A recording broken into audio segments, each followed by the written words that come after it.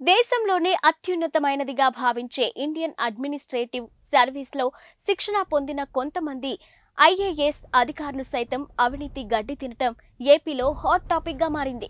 అధికార పార్టీకి వత్తాసు పలుకుతూ అవినీతి అక్రమాలకు పాల్పడుతున్న అధికారుల జాబితాలో ఐఏఎస్లు కూడా అగ్రస్థానంలో ఉండటంపై సర్వత్రా విస్మయం వ్యక్తమవుతుంది.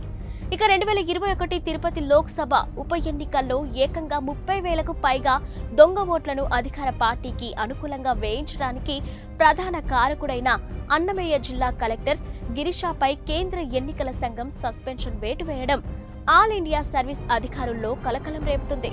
ఎన్నికల అక్రమాలకు సంబంధించి ఓ జిల్లా కలెక్టర్ సస్పెండ్ కావటం రాష్ట్ర వ్యాప్తంగా పెను సంచలనంగా మారింది.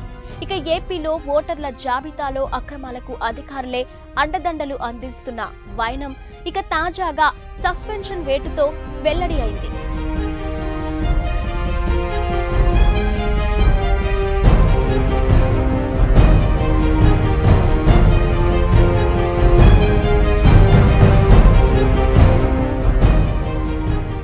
వాస్తవానికి ఓటర్ల జాబితాలను ట్యాంపర్ చేయటం, దొంగ ఓట్లు వేయటానికి సహకరించడం అంటే ప్రజాస్వామ్యంపై దాడి చేయటమే, రాజ్యాంగ స్ఫూర్తిని అవమానించటమే. ఇలాంటి తప్పుడు పనులకు సామాన్యులు, రాజకీయ పార్టీల నాయకులు పాల్పడ్డారంటే వారి నైజం అది అని అనుకోవచ్చు. కానీ ఉన్నత స్థానాల్లో ఉన్న ఐఏఎస్, ఐపీఎస్ అధికారులు పాల్పడుతున్నారంటే దీనిని ఏమని అర్థం చేసుకోవాలి?